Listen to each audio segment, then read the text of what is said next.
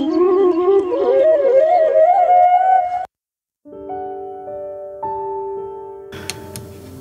বন্ধুগণ, আসসালামু আলাইকুম। দূরে কাছে দেশে অথবা দেশের বাইরে থেকে কলেজের বন্ধুরা ঠিক এই মুহূর্তে যে যেখান থেকে বাস্তব জীবনের গল্প শোনার জন্য আমার সাথে জয়েন করেছেন, আমি আপন। আর যে আপন জীবনের গল্পের 837তম পর্বে আপনাকে বরাবরের মতো স্বাগতম জানাচ্ছি। বন্ধুরা, আজ আমি আপনাকে শোনাবো বরিশালের ভাই মোহাম্মদ তারেক হোসেনের জীবনের কলিজা কাঁপানো এক বাস্তব জীবন কাহিনী। বন্ধুরা, আজকের গল্পের টাইটেল যে পতিতালয়ে দেখা 6 বছর পর আপন বোনের সাথে। বন্ধুগণ, গল্পটা এমন একটা গল্প, পুরোটা গল্প শোনার পরে আপনার শরীরের পশম দাঁড়িয়ে যাবে। এই গল্পের প্রসঙ্গে ছোট্ট একটা কথা বলি। আজ থেকে প্রায় 1 বছর আগে আমার চট্টগ্রামের এক ভাই আমাকে তার জীবনের গল্প লিখে পাঠিয়েছে এবং তার গল্প ছিল এরকম: সে তার সৎ বোনের সাথে সংসার করে যাচ্ছে দীর্ঘ প্রায় 8 বছরের মতো এবং তাদের সন্তানাদিও আছে। পুরোটা গল্প পড়ার পরে আমার ভিতরে খুব মনের ভিতরে নিজের ভিতর থেকে জাগলো যে আমি তাদের পরিবারটা স্বয়ং আমার চোখে গিয়ে দেখে আসবো। এবং এটা দেখার জন্য আমি চিটংয়ে গিয়েছি। বিশ্বাস করেন, তাদের চেহারা প্রায় দেখতে একই রকম, দুজনের চেহারা মনে হয় যেন একই রকম। তাদের 2 মেয়ে সন্তান এবং একটা ছেলে সন্তান নিয়ে তারা খুব সুন্দর করে সংসার করে যাচ্ছে। এই ভাই একজন ব্যাংক কর্মকর্তা। আমি নিজের স্বয়ং চোখকে বিশ্বাস করতে পারতেছিলাম না যে উনি বলে যে পরিবার থেকে বের করে দিয়েছে। আমার বাবা বিয়ে করার পরে আমার বাবা আমার এই মাকে এক জায়গায় রাখতো এবং আমাদেরকে অন্য জায়গায় রাখতো। তো সেখান থেকে আমার ওর সাথে সম্পর্ক হয় এবং আল্লাহর কি হুকুম একটা পর্যায়ে আমি তাকে বিয়েও করে ফেলি। তো আমি জানি না এটা ইসলামিক দিক থেকে বা হুজুররা কীভাবে এটা মেনে নেবে বা এটা আদৌ ইসলামে বৈধতা আছে কিনা, কিন্তু তারা সংসার করতেছে, তাদের সন্তানাদি হয়েছে। জীবনের গল্পের এই অনুষ্ঠানটা করতে এসে এমন কিছু বাস্তবতার সাথে আমি সম্মুখীন হয়ে যাই, মাঝে মাঝে নিজেকে নিজে বিশ্বাস করতে পারি না যে আদৌ এটা সম্ভব কিনা। অনেক ভিডিওতে দেখবেন, অনেক স্টোরিতে অনেকেই কমেন্ট করে এটা জীবনেও সম্ভব না, এটা হতেই পারে না। কিন্তু তার নিচেই আরেকজন কমেন্ট করে যে হ্যাঁ, সেম একটা ঘটনা ভাই আমার সাথেও ঘটেছে। জীবনের বাস্তবতা বিশ্বাস করা বড্ড কঠিন। যার সাথে ঘটে শুধুমাত্র সেই জানে যে বাস্তবতা কতটা ভয়ঙ্কর। বন্ধুরা, আশা করব শুরু থেকে শেষ পর্যন্ত আমার বরিশালের ভাই তারেক হোসেনের জীবনের বাস্তব গল্পটা আমার মুখ থেকে শুনবেন এবং গল্প শেষে তারেক ভাইকে ঠিক আপনার মতো করে একটা মন্তব্য কমেন্ট বক্সে লিখবেন। ধন্যবাদ সবাইকে। সুপ্রিয় বন্ধুগণ, আসসালামু আলাইকুম। আমার নাম মোহাম্মদ তারেক হোসেন, আমার বাড়ি বরিশাল। বন্ধুগণ, আমি আমার জীবনের গল্পটা শুরু করার শুরুতে আপনাদেরকে আমার পরিবারের ব্যাপারে জানিয়ে রাখি। আমার পরিবারে আমি আছে, আমার বাবা আছে, মা আছে, তাছাড়া রয়েছে আমার দাদি সহ আমার ছোট একটা বোন। আমরা টোটাল 1 ভাই 1 বোন। আমাদের পরিবারটা বরিশাল শহর থেকে অনেক দূরে কোনো এক প্রত্যন্ত গ্রামের এক নিম্ন মধ্যবিত্ত পরিবার। আমার বাবা একজন প্রবাসী। আসলে অনেকের মনে প্রশ্ন জাগতে পারে, গ্রামের একজন মানুষ প্রবাসে থাকলে পরিবারটা কিভাবে নিম্ন মধ্যবিত্ত হয়। আসলে আমার বাবা যদিও প্রবাসে থাকতো, আমার বাবা প্রবাস থেকে আমাদের জন্য তেমন পরিমাণে টাকা পয়সা পাঠাইতো না। আমার বাবা একটু অসুস্থ টাইপের মানুষ ছিল, বেশিরভাগ সময় রোগে শোকে ভুগত এবং শারীরিক অবস্থাও আমার বাবার খুব বেশি ভালো ছিল না, প্রায় সবসময় অসুস্থ থাকতো। এবং আমার বাবা বিদেশ যাওয়ার পরেও আমার মাকে তেমনভাবে টাকা পয়সা দিতে পারেনি এবং যে পরিমাণের বেতন আমার বাবা পাইতো, ওই বেতনের বেশিরভাগটাই পরিবারে দেওয়ার পরেও পরিবারটা ভালোভাবে চলতো না। আমার আব্বা একদিন কাজ করলে তো 3 দিন ঘরে বসে থাকতো, এটা আমার আব্বার নিজের মুখেরই কথা ছিল। তো যাই হোক, এভাবে মধ্যবিত্তভাবে পরিবারটা মোটামুটিভাবে চলে আসছিল।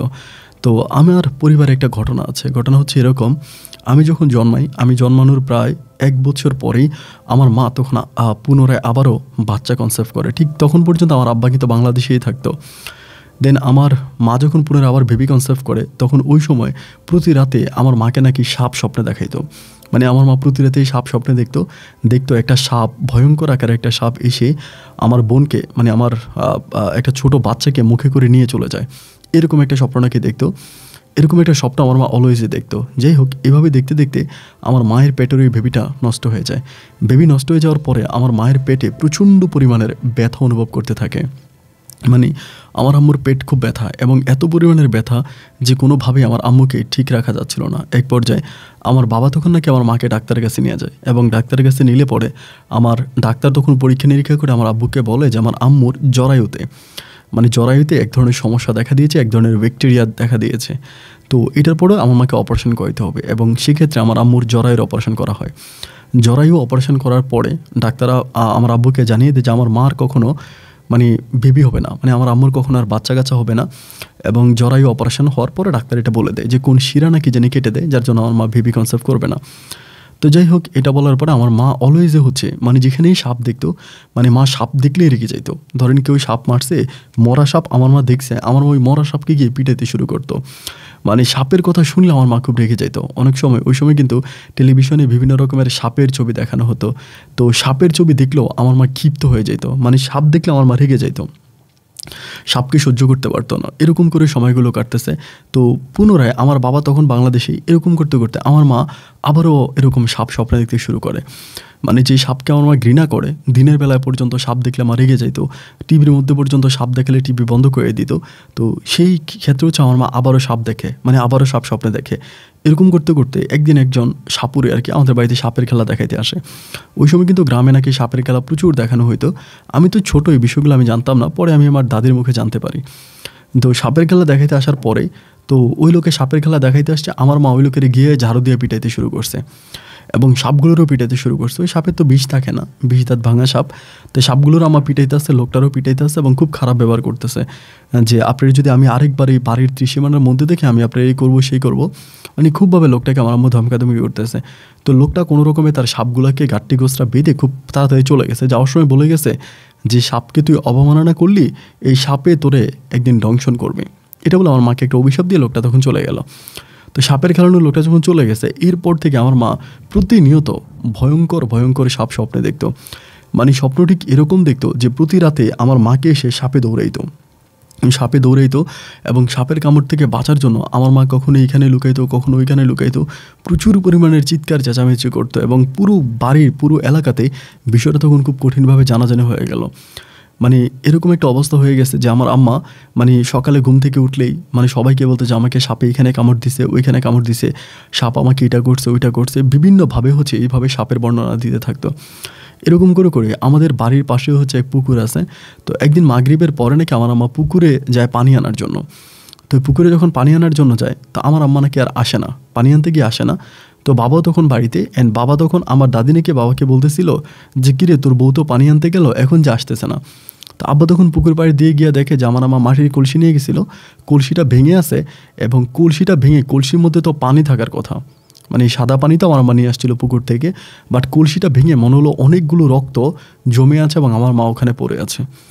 তো আব্বু গিয়ে মাকে দিল যে মায়ের শরীরে রক্তের কোনো ইয়ে নাই, মানে মায়ের শরীরে কোনো কাটা নাই, কোনো কিছু নেই, কিন্তু মনে হলো যেন অনেকগুলো রক্ত কোত্থেকে পড়ছে আল্লাহই ভালো জানে। আমার বাবা তখন ওইখানে গিয়ে চিৎকার দিল, সাথে সাথে আমার দাদি সহ এলাকার লোকজন আসলো। আইসা তো সবাই রক্ত দেখে অবাক, কিরে রক্ত কোত্থেকে আসলো। সবাই মনে করছে যে আমার মনে হয় কোনো কিছু কেটে গেছে। আম্মাকে ধরাধরি করে হসপিটালে নিয়ে যায় এবং হসপিটালে নিলে পরে ডাক্তার বলে আমার মায়ের শরীরে কোনো রক্তের আঘাত নাই। মায়ের কাপড়ে তো রক্ত লেগেছিল, যেহেতু মানে কলসি করে পানি আনতে গেছিলো। তা ডাক্তার বলতেছে যে ওনার শরীরে রক্ত আসলো কোত্থেকে, মানে কাপড়ে রক্ত লাগলো কোত্থেকে, ওনার শরীরে তো কোনো কাটা দাগ নাই বা শরীরে কোথাও কাটা চিরা নাই, তাহলে এই রক্তের ছাপটা কোত্থেকে আসছে। তো বিষয়টা কেউ তখন বুঝতে পারলো না। ডাক্তারকে তখন চিকিৎসা করলো, করে আমার আম্মাকে ওষুধ টষুধ দিয়ে বাড়িতে পাঠিয়ে দিল। জাস্ট মা সেন্সলেস ছিল, অজ্ঞান ছিল। অ্যান্ড বাড়িতে আসার পরে আম্মু তখন আম্মুর মতো করে আছে। এইভাবে মাসখানি কেটে যাওয়ার পরে আমার আম্মু আবারও পেট ব্যথা বলে চিৎকার করতো, বমি করতো, খুব খারাপ অবস্থা। তা আমার আব্বু ভাবলো যে মনে হয় আবারও পেটে সমস্যা দেখা দিছে, আগে তো একবার অপারেশন হয়েছে, মেবি এই সমস্যাটা। দিন পরে আমার মাকে আবারও ডাক্তারের কাছে নিয়ে যাওয়া হয়। আল্লাহর কি হুকুম, ডাক্তারের কাছে নিলে পরে ডাক্তার তখন আমার আম্মাকে পরীক্ষা নিরীক্ষা করে বলে আমার আব্বুকে বলতেছে আপনার ওয়াইফ তো বেবি কনসেপ্ট করছে, তার পেটে বাচ্চা আছে। এটা শোনার পর তো আমার বাবা খুব অবাক হয়ে গেল, এটা কীভাবে সম্ভব, এটা তো কখনো হতেও পারে না, এবং এইটা কিভাবে সম্ভব যে যেখানে অপারেশনের সময় ডাক্তার বলল যে আমার মা কখনো বাচ্চা কনসেপ্ট করবে না, বেবি হবে না, তো সেই জায়গার ভিতরে বেবি কীভাবেই হলো। আমার আম্মা ওই ডাক্তারের সাথে কথা বললো, কথা বলার পরে রিপোর্টগুলো দেখালো, পুরনো যে রিপোর্টগুলো ছিল, এবং রিপোর্টগুলো দেখার পরে ওই ডাক্তার তখন অবাক হয়ে গেল। আমার বাবাকে বলতেছে আসলেই তো ওনার বেবি হওয়ার কথা ছিল না, কিন্তু কিভাবে হলো এটা আল্লাহরই একটা নীলা খেলা। যাই হোক, আপনি আপনার বউকে বাড়িতে নিয়ে যান। দেন আমার বাবা তখন মাকে নিয়ে বাড়িতে আসলো, এবং বাড়িতে আসার পরে তখন সবাই অবাক। আমার আব্বার খাসি ছাগল ছিল, তো খাসি তখন জবাই দিয়ে এলাকার সব মানুষকে মোটামুটি খাওয়াইলো, বিরিয়ানি করে খাওয়াইছে। তা এরকম করেই হচ্ছে আমার মা তখন বেবিটা কনসেপ্ট করে। আলহামদুলিল্লাহ আমার আম্মুর ঘরে একটা মেয়ে সন্তান আসে এবং তার নাম রাখি আমরা তামিমা আক্তার রাখি আমার ছোটো বোনের নাম। আমার নাম ছিল তারেক, আমার বোনের নাম তামিমা ছিল। তো যাই হোক আলহামদুলিল্লাহ আমার বোনটা হওয়ার পরে আমি তখন মোটামুটি একটু বড়ই, তা আমি আমার বোনটারে অনেক আদর করতাম। কিন্তু আমার বোনটা হওয়ার পরে সবাই খুব অবাক হয়ে গেছিলো, আমাদের গ্রামের সব মানুষ। কারণ আমার বোনটা দেখতে একেবারে মানুষের বাচ্চার মতো ছিল না, মনে হয় যেন পুরীর বাচ্চা। কারণ একটা বেবি হইলে পরে যখন তার চুলগুলো আস্তে আস্তে করে উঠে, চুলগুলো কিন্তু কালো হয়। আমার বোনের মাথার একটা চুলও কালো ছিল না, সবগুলো চুলে ছিল আপনার মানে লাল টাইপের, মানে লাল বর্ণের। মানে মানুষ যখন চুলের মধ্যে মেহেদি দেয় অথবা দাড়ির মধ্যে মেহেদি দিলে যেরকম কালার হয়ে যায় না, দাড়ির কালারটা এরকম চকমকা টাইপের হয়, আমার বোনের চুলগুলো এরকম চকমকা টাইপের ছিল। এবং চোখগুলো ছিল ছোট ছোট, একদম ছোট চোখ, কিন্তু বিড়ালের মতো। আর শরীর এত পরিমাণের ফর্সা ছিল, মানে মনে হয় যেন ওর শরীরের চামড়াটা একটা আয়না, ওই আয়না দিয়ে শরীরের ভিতরের সব কিছু দেখা যায়, এরকমটা মনে হচ্ছিল। রক্ত চলাচল করতো, রক্তের শিরাগুলো চলতে গেলে স্পষ্ট দেখা যাইতো। নর্মালি কোনো মানুষ আমার বোনকে দেখলে ভয় পেয়ে যাইতো, মানে ভাবতেই পারতো না যে এটা কোনো মানুষের বাচ্চা, এরকমটা ভয় লেগে যাইতো। তা আমার বোনকে নিয়ে প্রত্যেকের মনে অনেক কৌতূহল জাগে। অনেকে এটাও বলে যে আমার বোন নাকি আমার মায়ের পেট থেকে আসছে, ঠিক আছে, কিন্তু এটা আমার বাবার না, এটার বাপ হচ্ছে জিন বা ভূত বা সাপ বা কালো দেবী, ওইটা বলতো আর কি মানুষজন। গ্রামের মানুষ তো, গ্রামের মানুষের মুখে অনেক রকমেরই কথা। তো যাই হোক, আমি কিন্তু আমার বোনটাকে অনেক আদর করতাম। আমার ছোটো বোনকে আমি অনেক আদর করতাম, যত্ন করতাম। এবং আমার বোনের প্রতি আমার অনেক টান ভালোবাসা ছিল, অনেক টান ভালোবাসা। মানে আমি আমার বোনকে ছাড়া কোনো কিছুই বুঝতাম না। স্কুলে যাইতাম, বাট আমি আমার বোনকে নিয়ে যাইতাম, মানে কোলে করে নিয়ে যেতাম। এবং স্কুলে নিলে পরে আমার প্রাইমারি স্কুলের যে ম্যাডামরা ছিল আমার বোনের সবাই কোলে নিত, সবাই আদর করতো। এরকম হাঁটি হাঁটি পাপা কেন আমার বোনটা একটা অংশ বড় হচ্ছিল। বড় হওয়ার পরে আমরা তখন তাকে স্কুলে ভর্তি করাই, এবং স্কুলে ভর্তি হলে পরে ও তখন খুব মেধাবী ছিল, অনেক মেধাবী ছিল। যে ক্লাসে পড়তো ওই ক্লাসে ফার্স্ট গার্ল ছিল, প্রচুর মেধাবী ছিল, খুব মনোযোগ দিয়ে পড়াশোনা করতো। এইভাবে সময়গুলো কাটতে কাটতে একটা পর্যায়ে আমি তখন ক্লাস 9-এ পড়ি। তো আমি যখন ক্লাস 9-এ পড়ি তখন আমাদের বাজারের মানে আমাদের ওই সময় আমার আব্বু বিদেশে চলে যায়। মানে আমি ক্লাস 9-এ পড়ার কয়েক বছর আগে আব্বু তখন বিদেশে চলে যায়, এবং বিদেশে আব্বু তখন গিয়ে বাবা ইনকাম করতেছে, আমাদেরকে টাকা পাঠাচ্ছে। তো পরিবারে তো কোনো ছেলে মানুষ নাই, একমাত্র ছেলে আমি, আর আমার আর তো কেউ নাই, দাদি এবং ছোটো বোন, মা তারা তো মেয়েই। তো দেখা যায় কি যে বাজার সাজারের জন্য যা লাগে তখন আমি বাইরে থেকে বাজার সাজার সব কিছু করতাম। তো আমাদের স্কুলের পাশেই একটা মানে বাজারে একজনের দোকান ছিল, তাহের কাকা নামের। তখন তাহের কাকার দোকান থেকে আমি তখন বেশিরভাগই মালামাল আনতাম। আবার তাহের কাকার একটা ছেলে আছে, ওর নাম হচ্ছে গিয়ে জসিম। জসিম তখন আমার সাথে পড়াশোনা করতো। জসিম আর আমি একসাথে পড়াশোনা করতাম। তো তাহের কাকা তখন ওনার দোকানে গেলে উনি আমাকে, আমার নাম ছিল তারেক, ওনার নাম তাহের, উনি আমার অনেক দুষ্টমি করতো, বলতো আমি তোর মেয়ের জামাই বানাবো, এটা বলে আমার সাথে অনেক শয়তানি করতো। তো ওনার দোকানে আমি যাইতাম, যাইতে আইতে তো জসিমের সাথে আমার খুব ভালো একটা সম্পর্ক হয়ে যায়। জসিম আমাকে অনেক বুঝে, আমিও জসিমকে অনেক বুঝি, যেহেতু আমরা এক ক্লাসে পড়াশোনা করতাম। এমন করতে করতে বেশিরভাগ সময় আমি ওই বাড়িতে যাইতাম, বাড়িতে গিয়ে ওদের বাড়ি থেকে আমি মানে ওদের দোকানে যাইতাম, দোকান থেকে বাকিতে মাল আনতাম। তো দোকানের থেকে বাকিতে মাল আনতাম, কাগজের মধ্যে লিখে দিত এটা ওইটা, এরকম করতে করতে প্রায় আমি তখন ক্লাস 9 থেকে ক্লাস 10-এ পড়ি। আমার ছোটো বোনটা যখন হচ্ছে ক্লাস 7-এ পড়ে। আমি তখন ক্লাস 9-এ পড়ি, ক্লাস 10-এ উঠি। তখন এসএসসি পরীক্ষা দিব, এবং আলহামদুলিল্লাহ জসিম আর আমি মিলে তখন এসএসসি পরীক্ষাও দিয়ে দিই। এবং দুর্ভাগ্যবশত আমরা দুজনে এসএসসিতে ফেল করি, আমিও ফেল করি, জসিমও ফেল করে। তো স্টুডেন্ট হিসাবে কিন্তু আমি খুব একটা ভালো ছিলাম না, জসিম কিন্তু ভালোই ছিল, তারপর ও ফেল করে, আমিও ফেল করি।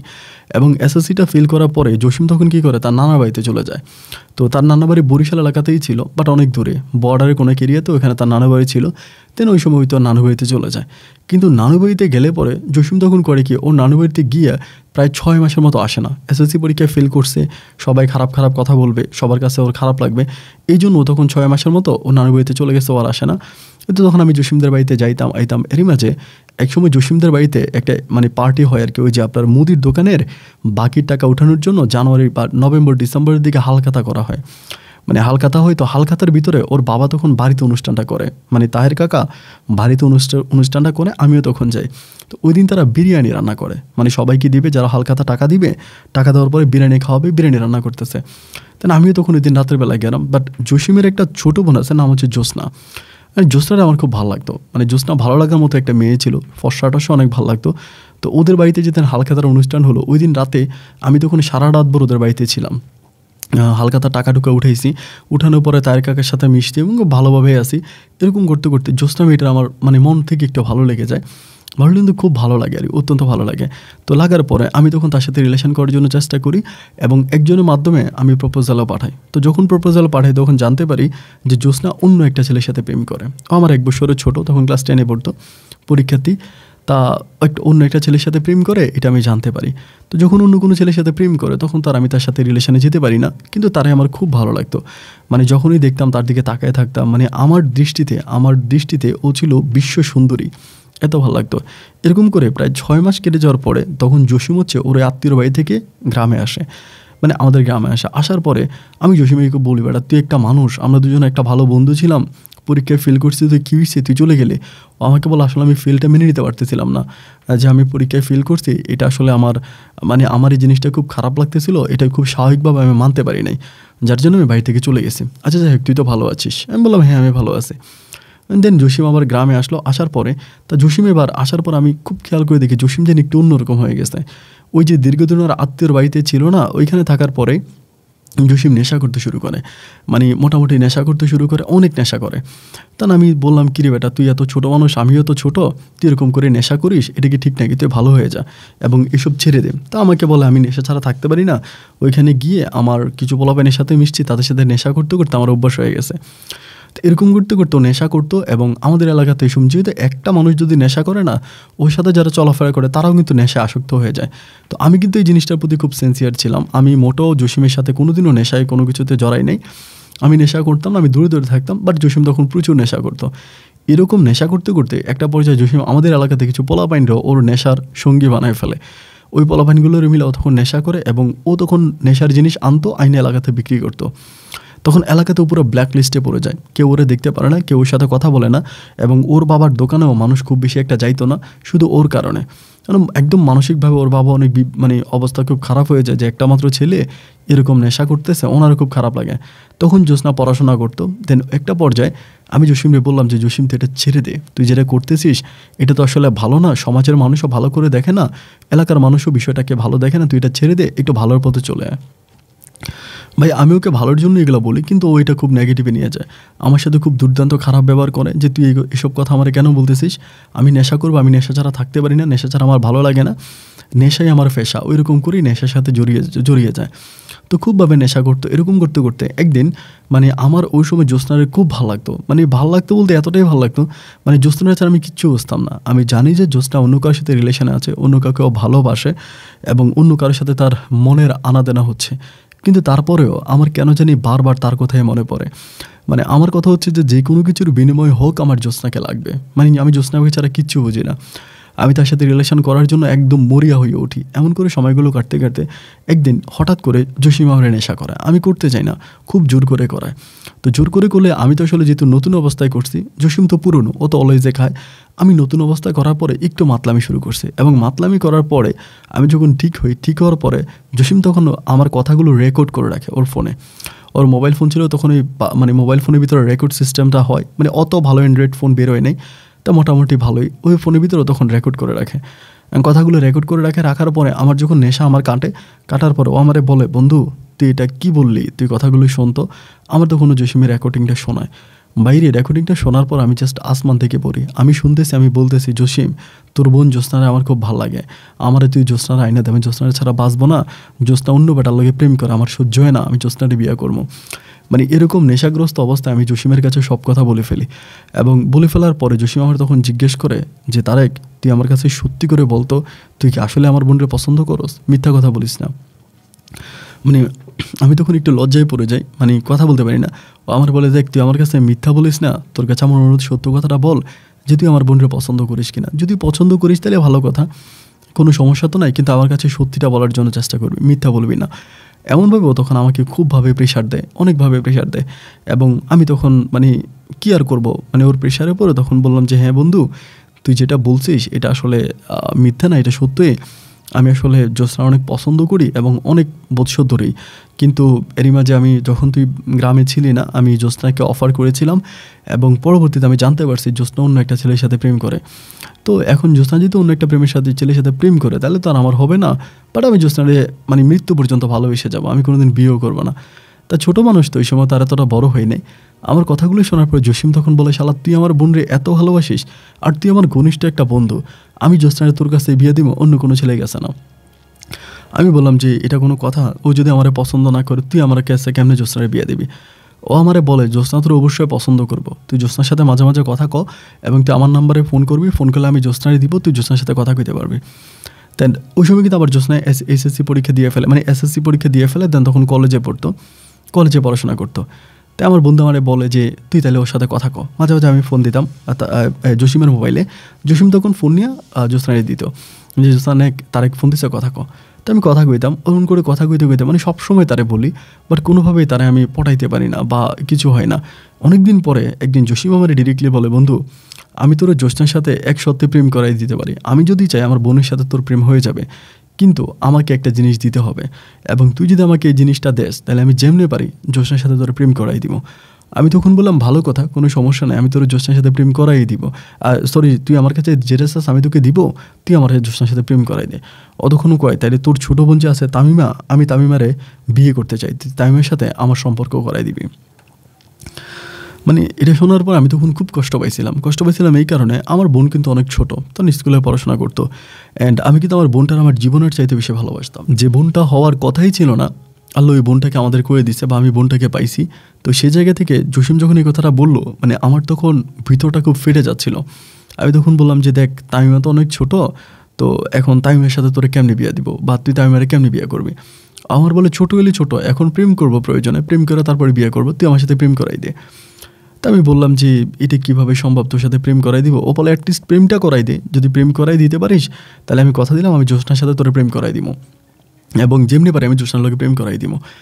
আমি তখন বললাম আচ্ছা ঠিক আছে তাহলে আমি দেখি, এটা মাইনা। আমি তখন চিন্তা করলাম কী করা যায়। আমার বোন তামিমা কিন্তু আমাকে অনেক পছন্দ করতো, মানে আমি কোনো কথা বললে আমার কথা অক্ষরে অক্ষরে মানতো, আমার কথা শুনতো, আমার কথা বাইরে যাইতো না।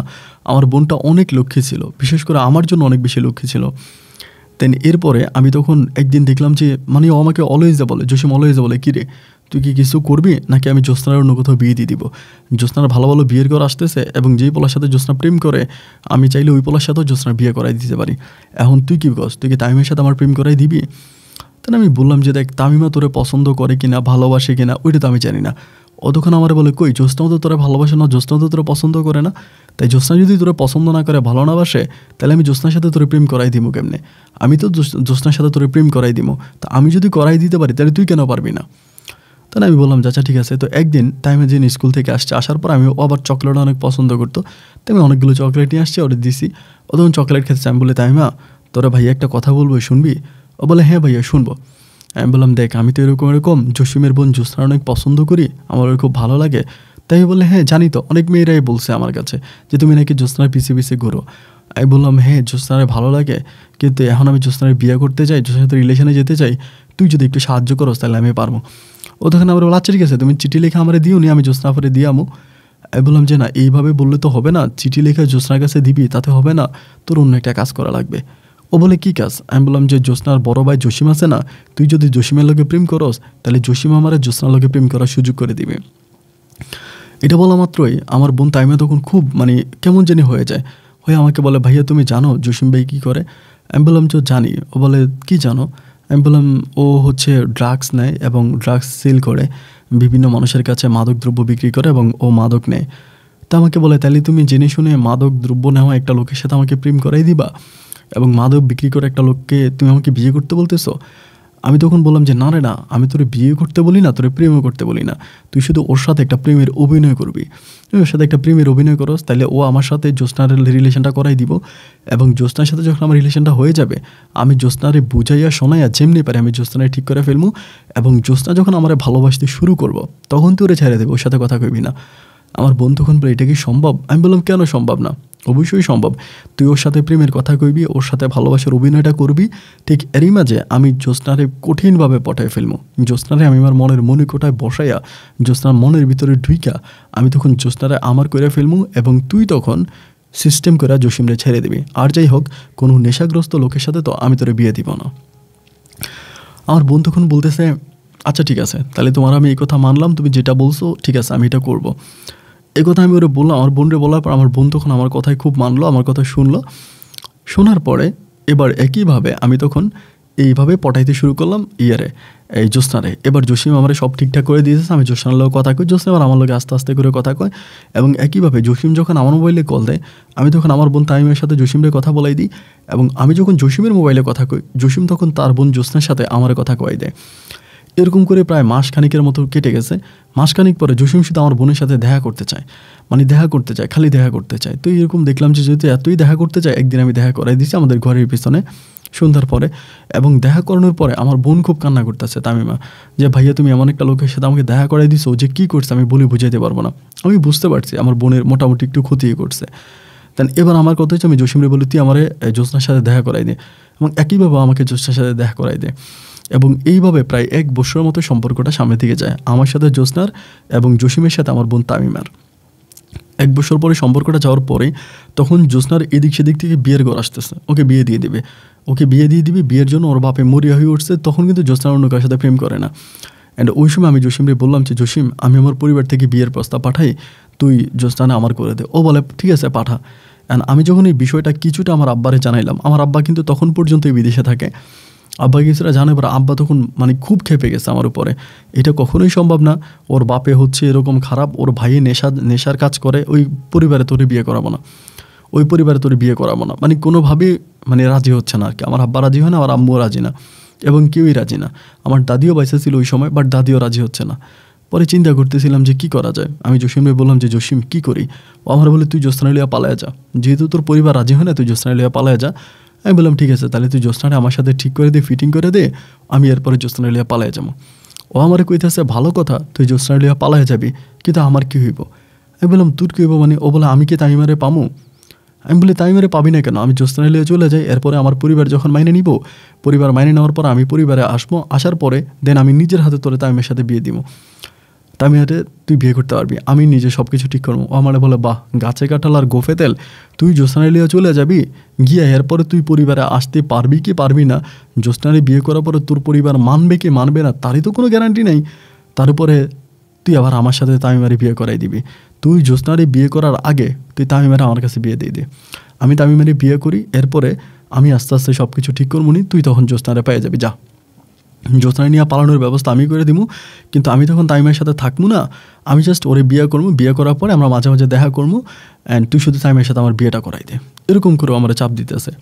বাট ওই সময় কিন্তু ভাই আমি মানে নিজের মধ্যে নাই আর কি, আমি জাস্ট পাগল হয়ে গেছি যে জ্যোৎস্নার জন্য আমার যে কোনো কিছুর বিনিময় হোক আমার জ্যোৎস্নারে লাগবে, আমি জ্যোৎস্নারে ছাড়া অন্য কোনো কিছুই বুঝি না। বিয়ে যদি জীবনে করতেই হয় তো আমি জ্যোৎস্নারেই করুম। এবার আমি বললাম ঠিক আছে বন্ধু, তোর কথা আমি মানছি। আমার বোন তামিমারে আমি বুঝাইছি, ও যদিও রাজি হয় না এবং ও কোনোভাবেই এটা করতে রাজি না। ও বলে ভাই এটা ঠিক না, তুমি প্রেম করতে বলছো, আমি প্রেম করতেছি, প্রেমের অভিনয় করতেছি, কিন্তু আমি এখন ওনারে বিয়ে করবো না। এবং একইভাবে আমি তখন কী করলাম, আমার বোনরে তামিমারে জোর করাইয়া আমি এই জসিমের সাথে বিয়ে দিয়ে দিলাম কাজী অফিসে নিয়ে। আমি আমার বোনের জন্ম নিবন্ধনের কাগজ বের করে ওইখানে বিয়েটা দিয়ে দিলাম। জন্ম নিবন্ধনে যদি আমার বোনের বয়স কম ছিল, আমি বয়স বাড়াই, নিজে বয়স বাড়াই, এবং বয়স বাড়াই আমি জসিমের সাথে আমার বোনের বিয়েটা দিয়ে দিই। এবং যেদিন বিয়ে হয় এরপরের দিনে জসিম আমার বোনের সাথে থাকবো, ওকে আমি বিয়ে করছি, আমি বাসর করবো, এবং যদি বাসর না করে তাহলে তোর বোন আমার ছেড়ে দিব। বাইরে জানি না কেউ বিশ্বাস করবে কি না, আমাদের এলাকাতে একটা বাড়ি আছে, মানে ওই বাড়িতে মানুষজন খুব বেশি একটা থাকে না, ওরা শহরেই থাকে সবাই, মানে ঢাকা শহরে থাকে, বাড়িটা বেশিরভাগই ফাঁকা থাকে। আর ওই বাড়ির মধ্যে মানে একজন ছেলে আছে, ওই আমাদের সাথে চলাফেরা করে, বাড়ি পাহারা টাহারা দেয়, ওদের গরু ছাগল আছে, ওগুলো দেখাশোনা করে, ওরা মাঝে মাঝে শহর থেকে আসলে এই বাড়িতে থাকে। এবং ওই বাড়ির মধ্যে জসিম তখন বাসরঘর তৈরি করে ফেলছে, মানে তাইমাকে বিয়ে করার পর ওইখানেও তাইমারে নিয়ে বাসর করবো। আমারে বলতেছে তাইমারে রাতের বেলায় নিয়ে আসবে। আমি তখনও কিন্তু আমি জ্যোৎস্নার বিয়ে করি না, জ্যোৎস্নার সাথে কিন্তু আমার বিয়ে হয়নি, শুধু জসিমই বিয়ে করছে তাইমারে। পরে আমারে বলে তুই তাইমারে এখানে নিয়ে আসবি, যদি না নিয়ে আসস তাহলে কিন্তু আমি জ্যোৎস্নারে কালকের মধ্যে বিয়ে দিয়ে দেবো। আর আমি যেহেতু তাইমারে বিয়ে করছি, আমি যেমনি হোক আমার বিয়ের কাগজপত্র নিয়ে আমি তাইমারে ঘর থেকে উঠে নিয়ে আসবো।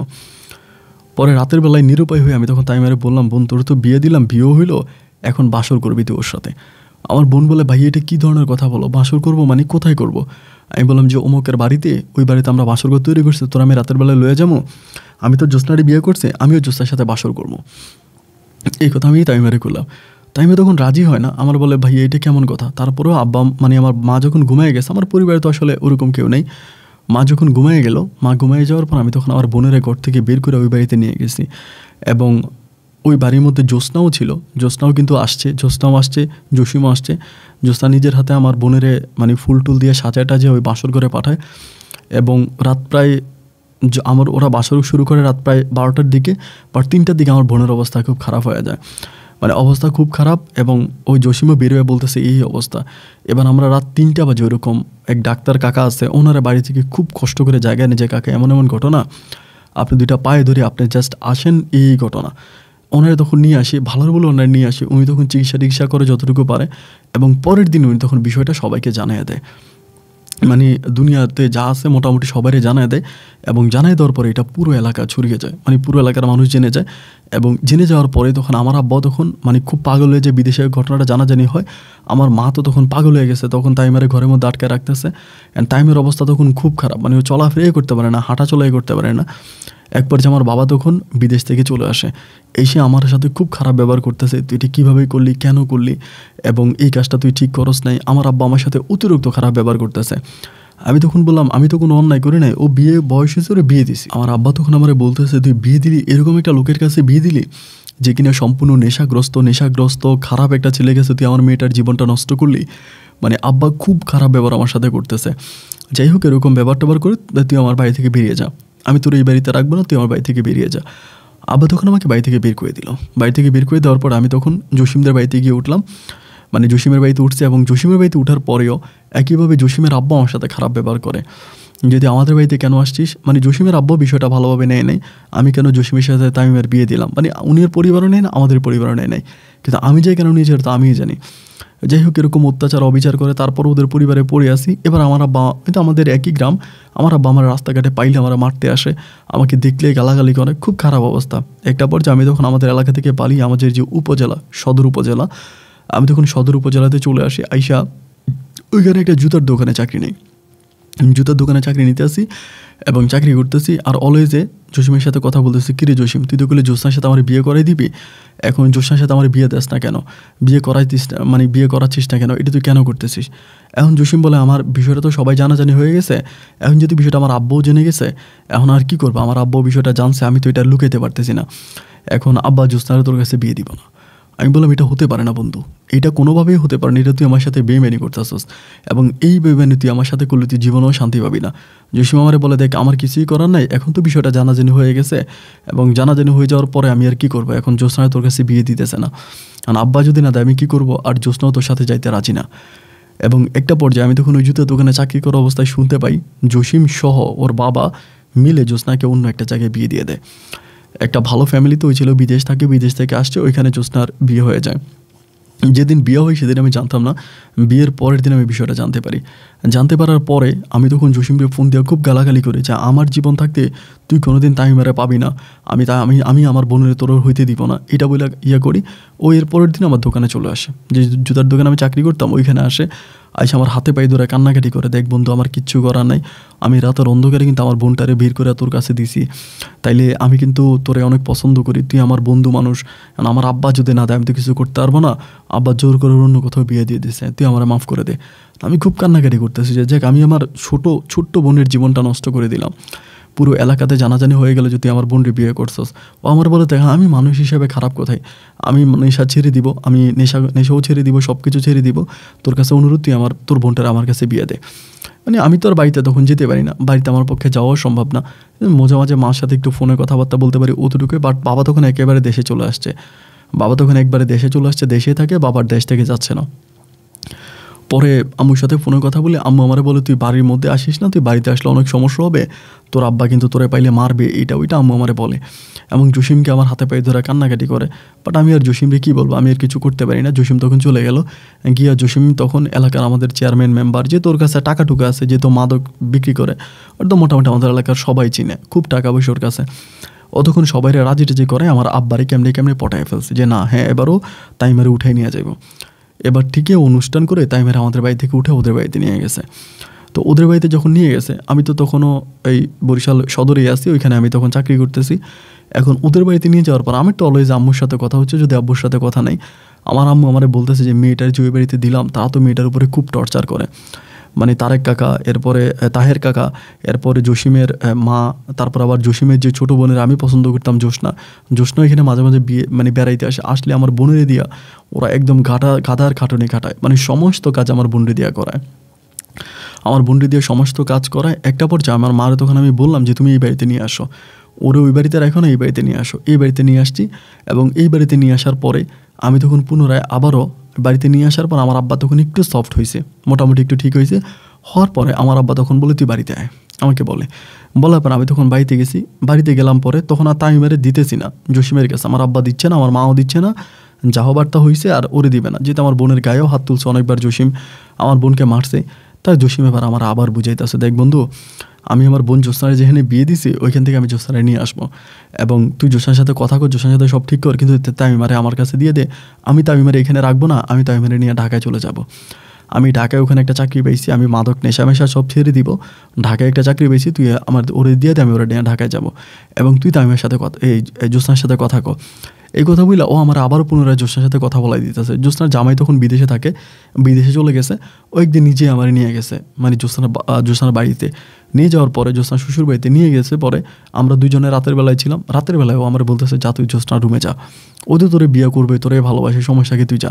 ওই নিজে বাই হয়ে আমারে ধাক্কা দিয়ে উঠে দিয়ে জ্যোৎস্নার রুমে আমার পাঠাইছে, ওর বোনের রুমে।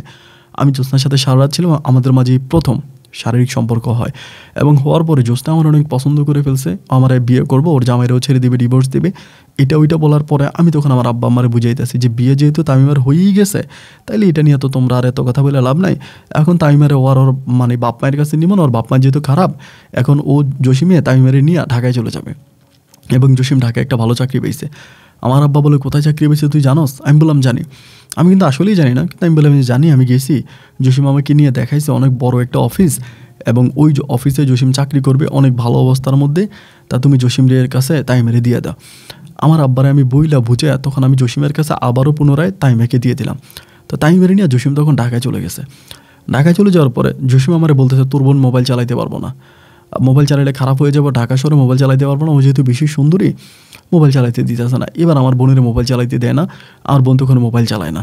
আমি তখন গ্রামে আসতে, আমি সুযোগ পাইলে জ্যোৎস্নার বাপের বাড়িতে, জ্যোৎস্নার শ্বশুর বাড়িতে চলে যেতাম। ওইখানে গিয়া জসিমের বন্ধু পরিচয় দিয়া আমি তখন ওইখানে জ্যোৎস্নার সাথে রাতের বেলায় থাকতাম, মানে সন্ধ্যা রাতে মানে আলাদা ঘুমাইতাম। এরপরে রাত যখন একটু বাড়তো আমি তখন জ্যোৎস্নারে কল দিতাম, জ্যোৎস্না বলতে চলে আসো, আমি জ্যোৎস্নার রুমে চলে যেতাম।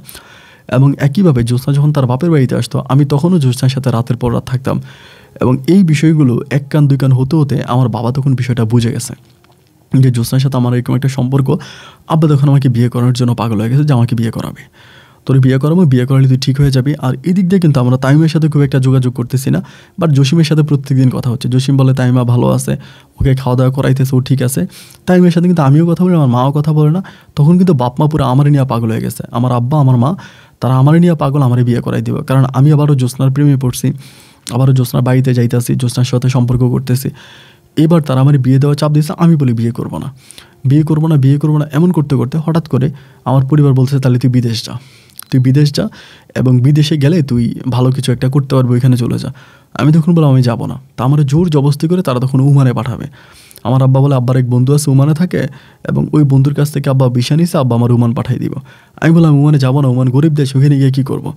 আমার আব্বা আমার তখন বুঝাইতেছে এবং এবার আমার জ্যোৎস্নাও বুঝাইতেছে। জ্যোৎস্না আমার বলতেছে শোনো, তুমি দেশে পড়ে আসো, আমি আমার স্বামীরে ছেড়ে দিয়ে তোমার কাছে যাবো, ঠিক আছে, কিন্তু গেলে তুমি আমার রাখবা কোথায়, খাওয়াইবা কি? তা তুমি তো আমার রাখতেও পারবা না, খাওয়াইতেও পারবা না। তো যার জন্য তোমার কাছে আমার অনুরোধ, তুমি বিদেশে চলে যাও এবং তুমি যদি বিদেশে যাও তাইলে পরে তোমার কিছু টাকা পয়সা হইলে বছরখানিক পর তুমি দেশে আসলে আর আমি আমার জামাইরে ছেড়ে দিয়ে তোমার কাছে চলে যাবো। আর জামাই তো বিদেশ আসেই, ওই জ্যোৎস্না জামাই কিন্তু সৌদি আরবে থাকতো। তা বলে আমি ওরা ছেড়ে দিব, ডিভোর্স করে দিব, দিয়ে আমি তোমার বিয়ে করবো। তা জ্যোৎস্না যখন আমার মাথায় বুদ্ধিটা দিল, দেওয়ার পর আমি চিন্তা করলাম যে কথা তো আসলেই সত্য, মিথ্যা না। কারণ আমি দেশে থেকে কী বা করবো? আমার আব্বা বিদেশ করছে, আমার আব্বার ক্যাশ ক্যাপাবিলিটি আছে, আমার আব্বার টাকা পয়সা আছে, বাট আমার তো কোনো কিছুই নেই। তা আমি দেশে থেকে কী করবো? আচ্ছা ঠিক আছে, জ্যোৎস্না যেহেতু এটাই বলতেছে, আমি তাহলে বিদেশ চলে যাবো। আব্বুরে তখন বললাম যে আব্বু তোমার কথা আমি মানছি, তুমি আমার কোন দেশে পাঠাই দাও, আমি ওমানে চলে যাব। পরে আব্বা আমার পাসপোর্ট সব কিছু ঠিকঠাক করলো, করে আমার ওমানের ভিসা নিলে এবং ওমানে আমার পাঠাই দিছে। ভাই যেদিন আমি ওমান চলে যাব, আমি তো ঢাকায় গেছি, ঢাকায় তো আমার বোন আর বোন জামাই থাকতো, জসিমা আর তাইমা থাকতো। বাট ওই দিন তাইমারে দেখার পরে তাইমা জানি আমার কী জানি বলতে চাইছিল যে ভাইয়া তোমার সাথে আমার একটা কথা আছে, এইটুকুনি বলছে। এরপরে আমি ওই কথাটা শোনার জন্য মানে কেমন জানি জসিম ওর পিছু ছাড়তেছে না, মানে ওর পিছনে আছে। আবার ওরা তো মোবাইল চালাইতে দেয় না, ও মোবাইল চালাইতে দেয় না। জসিম ওর পিছে আছে, ওর পিছনে ঘুরতেছে, মানে কিছু একটা আমার বলতে চাইছিল আমার বোনটা, বাট আমার কিছু বলতে পারে নাই। কোনো একটা কথা জানি বলবে, বাট তার আর আমাকে এই কথাটা বলা হয়নি এবং আমারও ফ্লাইটের সময় হয়ে গেছে। আমি তখন আবার চলে গেছি এয়ারপোর্ট থেকে আমি তখন ওমানে চলে গেলাম। তো ওমানে গিয়ে আমি তখন ওমানে আসি, ভালোভাবে আসি। বাট যাওয়ার পর আমার একটু কষ্ট হয়েছিল কাজ কামে আসলে একটু কষ্ট হচ্ছিল। আমি একটা মালিকানা বাসায় গিয়েছিলাম এবং মালিকানা বিষয়ে যাওয়ার পর ওইখানে আমি গার্ডেনে কাজ করতাম। তো গার্ডেন থেকে ওই মালিক আবার ভালো ছিল, তিনি আমাকে ড্রাইভিং শিখাইছে। বছর খানিকের মধ্যে আমাকে ড্রাইভিং শিখে উনি তখন আমাকে ড্রাইভার বানাই দিয়েছে। আমি তখন গার্ডেন বয় থেকে হাউস ড্রাইভারে চাকরি করতাম এবং মালিকও মোটামুটি অনেক ভালো ছিল, ফরেজগার ছিল। উনি প্রতি প্রায় 2-1 মাস পর উনি সৌদি আরবে যেত, হজ করতো এবং শেখ ছিল, অনেক টাকা পয়সার মালিক ছিল, অগাধ টাকা পয়সার মালিক। তো মালিকের সাথে আমার সম্পর্কটাও তখন খুব মধুর। তিনি আমাকে অনেক আদর করে, যত্ন করে, ভালোবাসে এবং যে সময় আমি যেটা বলি আমার সব কথাই শোনে এবং নিজের ছেলের মতো আমাকে আদর করতো। কিন্তু ফরেজগার আমাকে দিয়ে 5 ওয়াক্ত নামাজ পড়াইতো, এতে নামাজ পড়াইতো, মানে খুবভাবে আমাকে নামাজে পড়াইতো। এইভাবে প্রায় এক বছর 2 থেকে 3 মাস পরেই হঠাৎ করে আমার বোনরে পাওয়া যাচ্ছে না, মানে আমার বোন তাইমারে পাওয়া যাচ্ছে না। জসিম আমাদের ফোন দিয়ে গালাগালি করতেছে, বেটা তোর বোন কোন বেড়ার লগে পালাই গেছে, ভাইয়া গেছে, ওরে পাই না। এবং একইভাবে জসিমের বোন জোসনা আমার গালাগালি করতেছে, তোমার বোন 2 নাম্বার, তোমার বোন পালাই গেছে। আব্বা আম্মা বলতেছে কিরে গেল কোথায়। এবার তারা পত্রিকায় দেয়, এখানে দেয়, ওইখানে দেয়, বোনেরে খুঁজতেছে ঢাকা শহরে, কোন বেটার লগে নাকি প্রেম করছে, করে নাকি পালাই গেছে। এবং জসিম নাকি প্রথম থেকেই সন্দেহ করছিল ওরে মোবাইল চালাইতে, এই কারণেই দেয় নাই। আমার আব্বা আম্মারেও বলছে যে ওরা মোবাইল চালাইতে দিয়েন না, মোবাইল চালাইতে দিলেও বিভিন্ন ছেলেদের সাথে কথা বলে খারাপ হয়ে যাবে। এগুলো আমার বোনের মোবাইল চালাইতে দেয় নাই এবং জসিম বলতেছে যে ও নাকি পালায় গেছে, কোন বেটার লোকে পালায় গেছে। এই জন্য মানে ও খুব কান্নাকাটি করতেছে, জসিম কান্নাকাটি করতেছে। আমিও তখন খুব টেনশনে পড়ে গেলাম, কী ব্যাপার। জোসনা তখন আমার লোকে রাগ করে কথা কয় না যে জসিম আবারও নেশা শুরু করছে, আবারও নেশা করতেছে, প্রচুর নেশা করতেছে, পাগল হয়ে গেছে তামিমা যাওয়ার পরে। অ্যান্ড ইভেন তো আমি তাইমারে খুঁজতেছি কিরো কোথায় গেল, বিভিন্ন লোকের মাধ্যমে আরও খোঁজ খবর নিতেছে, কই গেল না গেল, ওরে পাই না, ওরে আর কোথাও পাওয়া যায় না। আব্বা আম্মাও তখন অনেক অসুস্থ হয়ে গেছে, তারাও তখন ঘরবন্দি। আমার আব্বা তো বিদেশ থেকে গেছে, অ্যান্ড বিদেশ থেকে যাওয়ার বছরখানিক পরে আব্বা তখন শারীরিকভাবে অনেক দুর্বল হয়ে গেছে। যারা বছর বিদেশে থাকে ওরা বিদেশ থেকে দেশে গেলে অনেকটা দুর্বল হয়ে যায়, মানে মানসিকভাবে শারীরিকভাবে দুর্বল হয়ে যায়। আমার আব্বা শারীরিকভাবে দুর্বল হয়ে গেছে, বাবা কাজকাম করতে পারে না, ঘরের মধ্যেই থাকে। তাই আমিও তখন মানে তাইমের আর খুঁজে পাই না, কই চলে গেছে পাই না। এবং তাইমের খোঁজাখুঁজি করার এরই মাঝে হঠাৎ করে ভাই আমি নিউজ পাইলাম যে জোসনা নাকি মা হতে চলছে। মানে এরই মাঝে জোসনার জামাই কবে সৌদি আরব থেকে বাংলাদেশে গেছে আমি জানিই না, এবং জোসনার সাথে ছিল থাকা পরে এখন জোসনা মা হইতে যাচ্ছে, মানে জোসনার পেটে বাচ্চা। আমি তো তাইমের খোঁজা নিয়ে ব্যস্ত, এরই মাঝে হঠাৎ করে এই নিউজটা পাওয়ার পর আমি জসিমরে ফোন দিয়ে বললাম, কিরে জসিম এই ঘটনা। জসিম আমার উল্টা গালাগালি করতেছে, ছোট লোকের বাচ্চা তুই আবার এগুলো করস, তোর বোন আমার ছাইরে চলে গেছে, আমার টাকা পয়সা নিয়ে গেছে, ওর নাকি কী টাকা গয়নাগাটি অনেক কিছু নাকি ওর নিয়ে চলে গেছে আমার বোন। কিন্তু ভাই ব্যক্তিগতভাবে আমার বোনকে আমি যতটুকু জানি, আমার বোন কিন্তু কোনোদিনও এই প্রকৃতির মেয়ে না। কারো টাকা পয়সা চুরি করা, কারো অর্থ সম্পদ চুরি করে পালিয়ে যাওয়া, আমার বোন কিন্তু এরকম না। যথেষ্ট সাদামাটা সহজ সরল গ্রামের একটা মেয়ে, তা আমার বোন কিন্তু এরকম না। এবার এরই মাঝে জোসনা তখন বেবি কনসেপ্ট করছে। আমি তখন জোসনারে বারবার বলতেছি, জোসনা তুমি বেবি নিও না, বেবি তুমি নিও না। আমার যতভাবে আমি জোসনারে কথা কই, জোসনা আমার কোনো কথাই শোনে না, আমার নাম্বার সব ব্লক করে দিছে। এবং ব্লক করে দেওয়ার পরে একটা পর্যায়ে জানতে পারলাম যে জোসনা ঠিকই একটা পুত্র সন্তান জোসনার হয়েছে, একটা ছেলে হয়েছে। এবং জোসনার জামাই তখন পার্মানেন্টলি দেশে থাকতেছে, ওর দেশ থেকে যাচ্ছে না, যেহেতু ও মোটামুটি ওর বাবা মায়ের কাছে জানতে পারছে যে ওর সাথে আমার একটা সম্পর্ক আছে, বা এরকম কোনো প্রমাণও মনে হয়েও পাওয়ার পর ও আর বিদেশে গেল না, বিদেশে না গিয়ে দেশে রয়ে গেল বউর সাথে দেশে থেকে গেছে। তার একটা ছেলে হয়েছে, ছেলে নিয়ে সে মোটামুটি অনেক সুখে সংসার করতেছে। আর এদিক দিয়ে জসিম নেশা টেশা করে, জসিমের অবস্থা খুব খারাপ। জোসনাও আমাকে দোষারোপ করতেছে, জসিমের এই অবস্থার জন্য আমি দায়ী। আমার পরিবারও তাইমাকে পাচ্ছে না, তাইমাকে হারানোর জন্য আমার বাপ মা বলতেছে আমি দায়ী, আমার কারণে আজকে তাইমা হারাই গেছে। জসিম আমার দোষারোপ করে, জসিমের বাবা তাহের কাকু আমার দোষারোপ করে, জোসনাও আমার দোষারোপ করে, আমার বাবা মা আমাকে দোষারোপ করে। মানে যারই ফোন দিয়ে সেই গালাগালি করে, আমার বাপমার কাছে গালাগালি বা বাপমারে ফোন দিলে একটা কথাই কয় যে তোর কারণে আমরা আমাদের মেয়েকে হারাইছি, তুই আমাদেরকে ফোন দিস না, তুই আমাদের সন্তান, আমাদের সাথে যোগাযোগ রাখিস না, আমরা মরে গেছি তোর কারণে। বাপমা কথা কয় না। জোসনা তো আমার ব্লক করেই রাখছে, জসিমরে ফোন দিলে ও আমার লগে গালাগালি করে যে তোর বোন আমার টাকা পয়সা অর্থ সম্পদ নিয়ে পালাই গেছে, বেটা তুই আমার লগে কথা কইস না। মনটা ভাই তখন পুরো খারাপ হয়ে গেল। মানে দেশে আর কারোর সাথেই কথা কইতে পারি না, যারাই ফোন দিয়ে সেই খারাপ ব্যবহার করে। এবার বিদেশের মাটিতে শুরু করলাম নেশা করা। এই যেখান থেকে পাইতেছে আরবিদের সাথে মিশে, যেহেতু ড্রাইভিং করি অনেক জায়গায় বাঙালি ভাইদের সাথে পরিচয়, ওদের কাছ থেকে নেশা করতেছি। এভাবেই দীর্ঘ প্রায় 3-4 বছর মতো কেটে গেছে, আমি দেশের কারোর সাথে কোনো যোগাযোগ করি না। আব্বা আম্মার সাথেও না, জসিমের সাথেও না, জ্যোৎস্না তো ব্লক করে রাখছে, কারোর সাথে যোগাযোগ করি না দীর্ঘ 6টা বছর। আমি খারাপ, মানে 6টা বছর আমি পরিবারের সাথে সম্পূর্ণ যোগাযোগ বন্ধ। এবং এই 6 বছরে আমি প্রচুর খারাপ হয়ে গেছি বলতে এই কারণে, যে টাকা ইনকাম করতাম তার সমস্ত টাকায় ওই দেশে খারাপ মেয়েদের পিছনে উড়াইতাম। ওমানে মাস্কাট বলে একটা শহর আছে, ওই শহরে যারা আছে তারা জানে এটা আসলে মানে খারাপ যে কান্ট্রিগুলো আছে, ইউরোপের বিভিন্ন কান্ট্রিকে আমরা খারাপ বলি, বা আমেরিকার বিভিন্ন সিটিকে, বিভিন্ন স্টেটকে আমরা খারাপ বলি, বাট ওইগুলোর থেকেও জঘন্য খারাপ হচ্ছে ওমানের মাস্কাট ওই সিটিটা। ওখানে টাকা দিলে মেয়ে পাওয়া অনেক সহজ, কোনো ব্যাপার না। এবং কোন দেশের মেয়ে, পৃথিবীর সব দেশের মেয়ে পাওয়া যায়। তার আমি যেই টাকা মাস শেষে ইনকাম করতাম তার সব টাকা আমি এই পিছনে উড়াই দিতাম, মেয়ের পিছনে। এক দিন এক দেশের মেয়ের কাছে যাইতাম, গিয়ে আমি এভাবেই খারাপ নেশার সাথে জড়াই গেছি।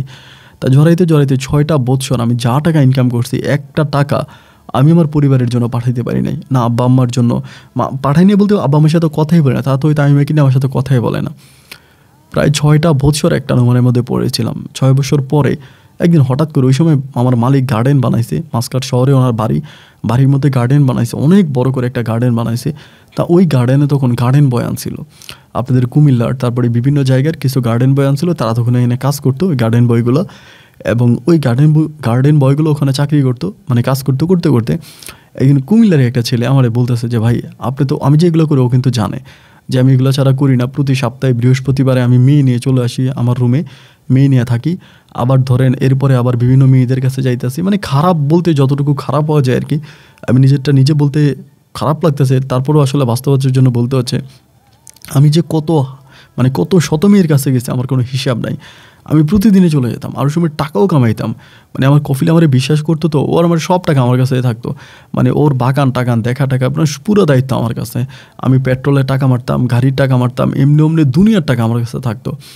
এই টাকা আমি এই পথে ঘুরাইতাম। তাই একদিন ওই কুমিল্লার ছেলেটা আমার বলতেছে ভাই একটা মাইয়া আছে একেবারে কঠিন, দেখলে আপনি পুরো পাগল হয়ে যাবেন, এবং মায়াটা পুরো একের ক। আমি বললাম কই আছে, বলো অমুক জায়গায় আছে, দেখতে পুরো বিদেশির মতো কিন্তু বাঙালি।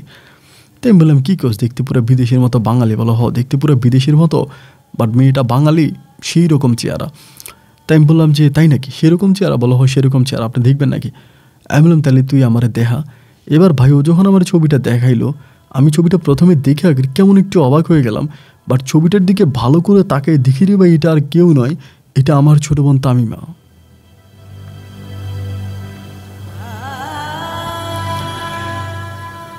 তামিমারে দেখার পরে আমার প্রথমে চিনতে একটু কষ্ট হয়েছিল, এরপর আমি ঠিকই চিনে গেলাম। আমি বললাম এটা কোন জায়গায় আছে? বাট মাসকাটে আলখয়ের বলে একটা জায়গা আছে, আমার আলখয়ের অমুক বিল্ডিংয়ে আছে। আমি সাথে সাথে দৌড়ে বেড়ে গেলাম, হচ্ছে চল ওই বিল্ডিংয়ে যাবো। তবে তো বেরোয় গাড়িটা টান দিলাম, গাড়িটা টান দিয়া ওরে সাথে করে লয়ে গাড়ি টান দিচ্ছি। গাড়ি টান দিয়ে ওইখানে চলে গেছি। যাওয়ার পরে বলে এই বিল্ডিংয়ে আছে, দালালের ফোন দিল। দালাল তখন আইসা বলতেছে 20 রিয়াল, মানে ওমানের 20 রিয়াল লাগবে জনপথে। আমি বললাম যে তাও 20 রিয়াল লো, আমি দেখবো। তখনও বলতেছে ভিতরে লোক আছে। আমি তখন বাইরে দাঁড়ায় আছি, বলে ভিতরে লোক আছে, তুই একটু পরে যা। আমি গিয়ে দরজা ধাক্কাইতে শুরু করছি। ও বলে বেটা ভিতরে পাকিস্তানি আছে। আমি বলে পাকিস্তানি থাকার যেই থাকতে ওরে বাই কর, এই না তুই 200 রিয়াল নে। আমি তখন ওমানি 200 রিয়াল, বাংলাদেশি 200 রিয়ালে কিন্তু বাংলাদেশি টাকায় প্রায় 40-50 হাজার টাকার উপরে হইতো ওই সময়, প্রায় 50 হাজার টাকা। ওর 200 রিয়াল তারপর তো আসমান থেকে পড়ছে, কিরে 200 রিয়াল দিয়েছে মাইয়াটা লেগে। এবারও পাকিস্তানের ধাক্কায় বের করে বলছে এই বেটা বাইর, তুই ঢুক। আমি তখন ঢুকা মাত্রই আমার বোন তখন আমার দিকে তাকায়, ওর শরীরে তেমন কোনো কাপড় চোপড় নাই, মানে আমাকে দেখা মাত্রই চাদর দেওয়া শরীরটারে ঢাইকা, মানে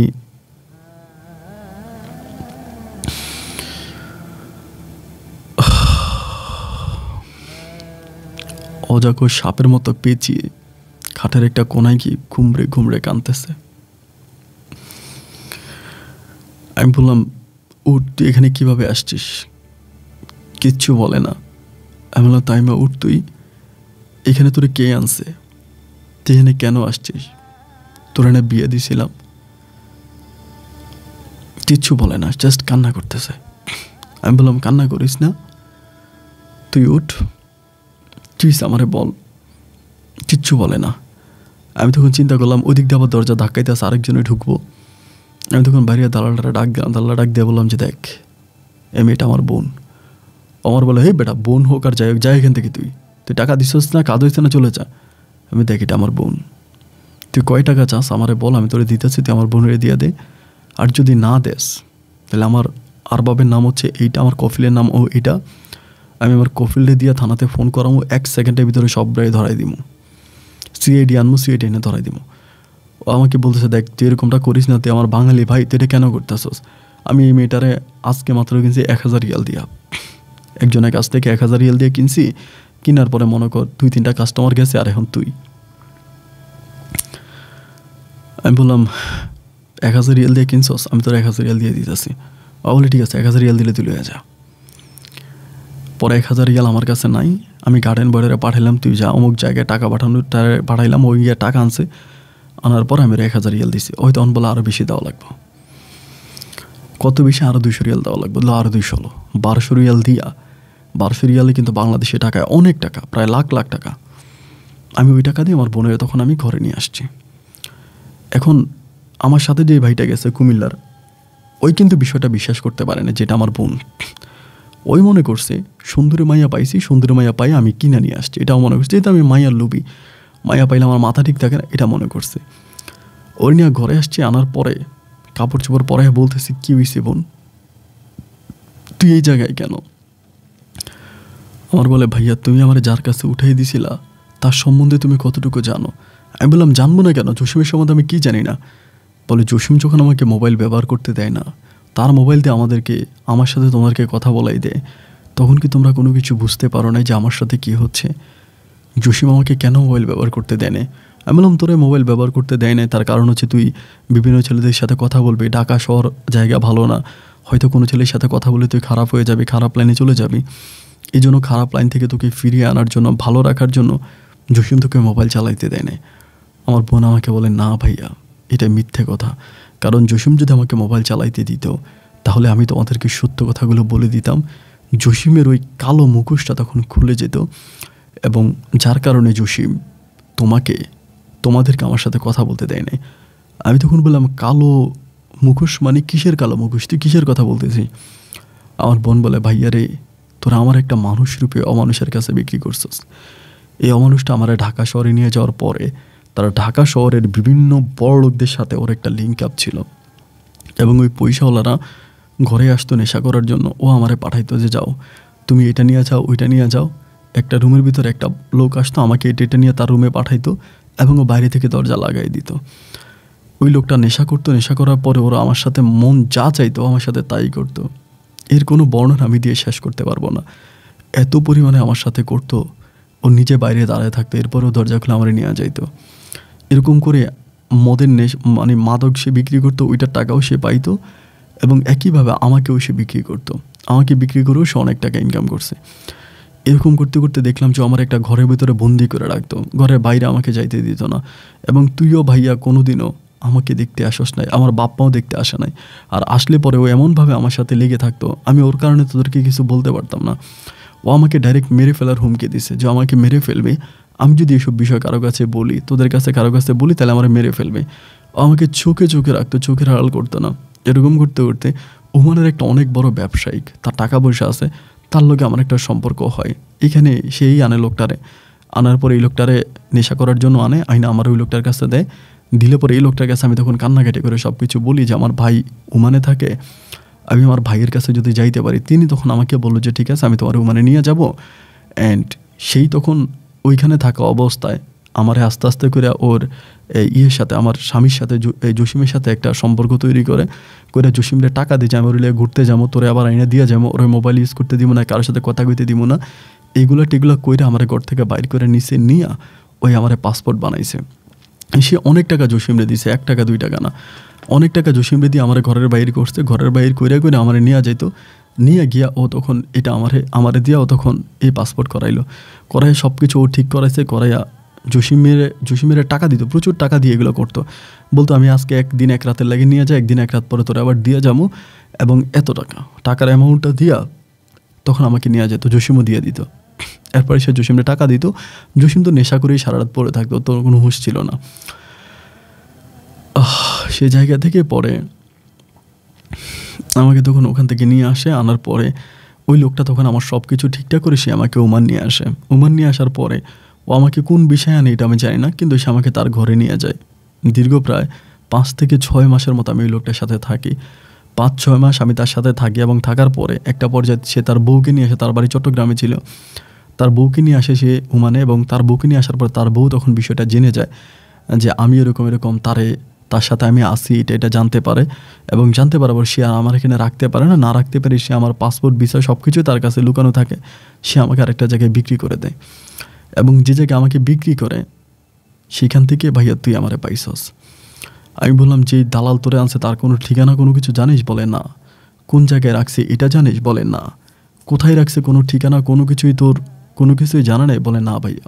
এই 6টা মাস আমার একটা ঘরের ভিতরে বন্দি করে রাখতো, এবং ওনার যখন মন চাইতো উনি ওনার গাড়ি দিয়ে আমার নিয়ে যাইতো, যেটা খাইতাম খাওয়াইতো, আবার কালো গ্লাসওয়ালা ওই গাড়িটা দিয়ে আবার নিয়ে আসতো। আমি ওনার ঘরে থাকতাম, ওনার ঘরের বাইরে আমি যাইও নাই। এই 6 মাসে আমি কারোর সাথে কোনো কথাও বলতে পারি নাই।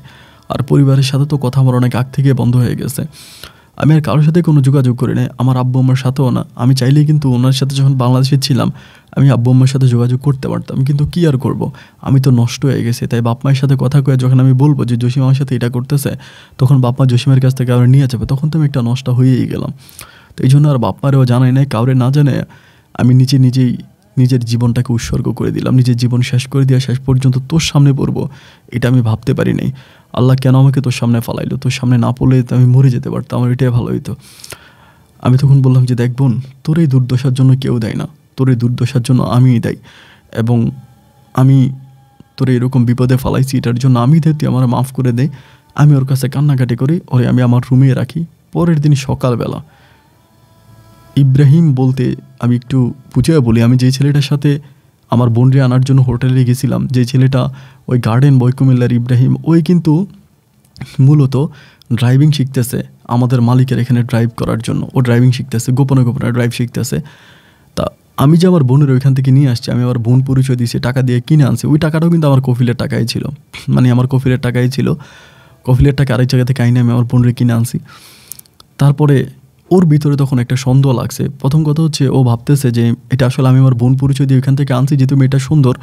বাংলাদেশের ভিতরে মানে 1000টা মেয়ের মধ্যে একটা 1000 মেয়েকে এক জায়গায় দাঁড়া করাইলে আর তামিমের এক জায়গায় দাঁড়া করলে তামিমের স্পষ্ট চেনা যাবে, তামিমা এত সুন্দরী। তাই ওই ইব্রাহিম মনে করছে যে তামিমা মনে হয় আমি ওর দেখে পাগল হয়ে গেছে, যার জন্য আমরা কিনে নিয়ে আসছি বোন পরিচয় দিয়া। এবং দ্বিতীয়ত হচ্ছে আমাকে যদি এখান থেকে সরাইতে পারে তাইলে ও ড্রাইভিং চাকরিটা পাইব, ইব্রাহিম ড্রাইভিং চাকরিটা পাইব, কুমিল্লার ছেলে ইব্রাহিম। ওই তখন এই দুইটা সুযোগ কাজে লাগাইয়া আমার মালিকের কাছে রাত্রেবেলা ইনফরমেশন দিয়ে দেয় যেমন এমন ঘটনা। তো ড্রাইভার তার আগে এক মেয়ে নিয়ে আসছে, বাসার মধ্যে এক মেয়ে নিয়ে আসে। সকালবেলায় আইসা ওইখানে আমার মালিক এসে দরজা ধাক্কানো শুরু করছে। তখন কিন্তু টাইম আমার ঘরে দরজা ধাক্কাইতে এবং দরজা খুললাম। আমরা তো ভাই বোন, একই রকম চেহারা। এরপরও দরজা খুলছে। আমি তখন দাড়ি টাড়ি রেখে দিছি, আসলে খারাপ কাজের জন্য দাড়ি রেখে মানে ভালো কাজের জন্য দাড়ি রেখে নেয়, মালিকের মন জয় করার জন্য দাড়ি রাখছিলাম, ওরা দেখানোর জন্য যে আমি ভালোই জন্য দাড়ি রাখছিলাম। গেটটা খোলা মাত্র তখন ভিতরে ঢুকছে, দুইকে বলতেছে মিনাদা, মানে আরবিতে বলতেছে এটা কে। আমি বললাম যে বললাম আমার বোন, উক্তি এরকম করে বললাম আরবি ভাষায়। ও তখন বলে কিসের তোর বোন? ধরা খাইলে সবাই বলে বোন, আমি তো খবর পাইছি তুই এমনি এটার হোটেল থেকে নিয়ে আসছিস, তোর বোন হোটেলে থাকবে নাকি? আমি বললাম যে দেখ মালিক, এটা আমার বোন। পরে বলে এই বেটা তোর বোন। তখন সে আমার গায়ে হাত তোলে। আমার এত ভালোবাসতো আমার মালিক, এত বেশি ভালোবাসতো বলে বোঝাতে পারবো না। মুহূর্তের মধ্যে সে ইব্রাহিমরে বলতেছে তোদের এখানে বাঙালি হুজুর আছে? বলে আচ্ছা বাঙালি হুজুর ডেকে নিয়ে আয়। আমারে বললে ওর পাসপোর্ট দে। আমি বললাম পাসপোর্ট কোত্থেকে দিব? আমি শুধু মুখের কথাই বলতেছি যে দেখ তুই আমার ব্লাড টেস্ট করাও, আমার বোন তুই কী প্রমাণ চাস? এটা আমার বোন। ও বলে পাসপোর্ট দে, ওর পাসপোর্ট দে। আমার পাসপোর্ট আমি দিব কোত্থেকে? ওর পাসপোর্ট তো আমার কাছে নেই। বাইরে ভাই সকাল 8টার ভিতরে সব হাজির করে ফেলে। বাঙালি আরও কয়েকটার খবর দেয়, আরও 5-6 জন বাঙালির খবর দেয় বিভিন্ন জায়গার। সবগুলো আইসা তখন ছবি টবি উঠে সে জায়গায় ওর সাথে আমার বিয়ে পড়াই দেয়। আমি বারবার বলতেছি আমার বোন। এখন লজ্জা আর কারোর সামনে বোনও বলি না, যেহেতু অনেক বাঙালি চলে আসছে। এখন আমি কারো কাছে আর বোন বলি না। ওই কী করছে, এলাকায় যত বাঙালি আছে সবগুলোর খবর দিয়ে দিছে। এই না সে জায়গায় আমার সাথে ওর বিয়ে করাই দিছে।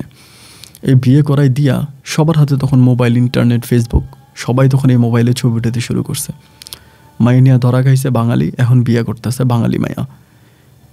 এবং সেখানে ইব্রাহিমের সাথে আমার কিছু পরিচিত ফ্রেন্ড ফলোয়ার ছিল, যেহেতু আমার সাথেও থাকতো আমার এলাকার ছেলে। আমার এলাকার ছেলে বলতে আমরা একসাথে কাজ করতাম, ওর সাথে অনেক ছবি টবি উঠে ফেসবুকে দিতাম। সে জায়গা থেকে আমার এলাকার অনেক মানুষ ওর সাথে ফেসবুকে ফ্রেন্ড লিস্টে আছে। তারা তখন কি করছে, এই ছবিটা ইব্রাহিমও তখন ফেসবুকে ছেড়ে দিছে যে বরিশালের ভাই তারেক হোসেন মেয়ে নিয়ে ধরা খেয়ে বিয়ে করছে। মুহূর্তের মধ্যে এটা তখন আমার এলাকাতে প্রায় প্রতিটা মানুষের হাতে চলে গেছে, এবং আমার আব্বা আম্মার কাছে, জসিমের কাছে, জসিম থেকে শুরু করে জ্যোৎস্নার কাছে, জ্যোৎস্না থেকে শুরু করে মোটামুটি সবার কাছে। তখন জসিম আমারে ফোন করে বলে যে ভাই, রাতের অন্ধকারে তার বোনের আইনে আমার কাছে দিয়ে দিতে পারে, সে ভাই তার বোনরে বিয়েও করতে পারে। বেটা, খারাপের তো একটা সীমা থাকা দরকার, তুই যে এত খারাপ আমি কখনো ভাবতে পারিনি। এই ঘটনা আমার আব্বা জানার কিছুদিন পরেই আমার আব্বা হার্ট অ্যাটাক করে হসপিটালে যায়, এবং সেখান থেকে আমার আব্বা প্যারালাইসিস হয়ে যায়। প্যারালাইসিস থেকে আমার আব্বার এক হাত এক পা অফেস হয়ে যায়।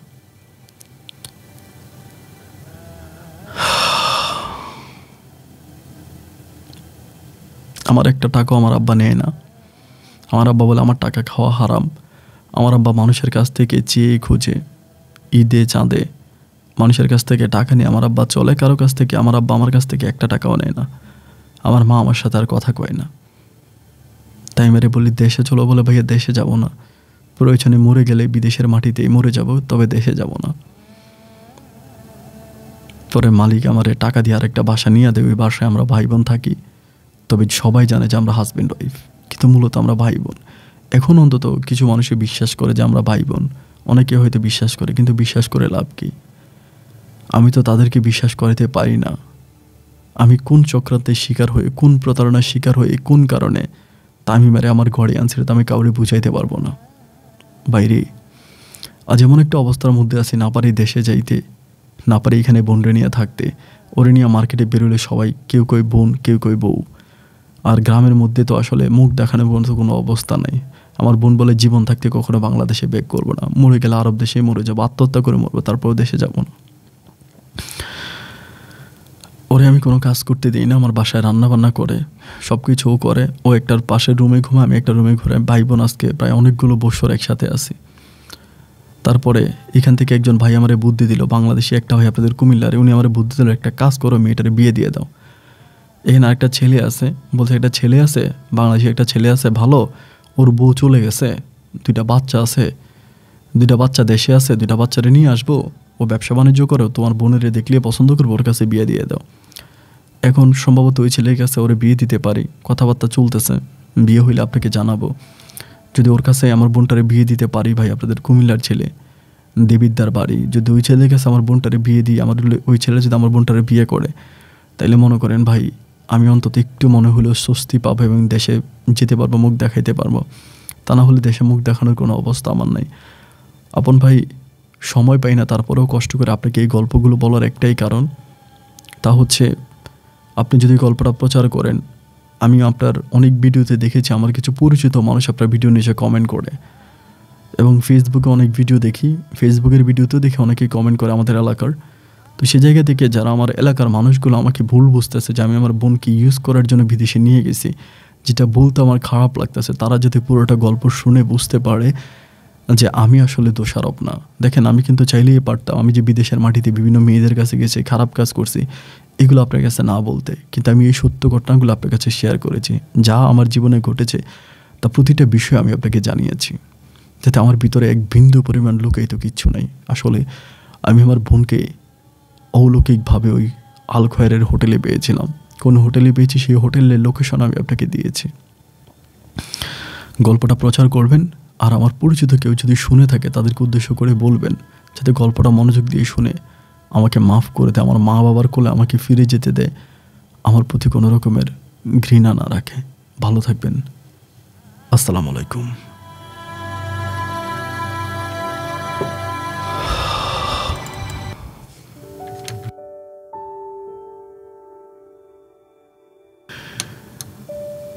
প্রিয় বন্ধুরা, সবাইকে অনেক বেশি ধন্যবাদ এতক্ষণ পর্যন্ত বরিশালের ভাই তারেক হোসেনের জীবনের বাস্তবে গল্পটা শুরু থেকে শেষ পর্যন্ত আমার মুখ থেকে শোনার জন্য।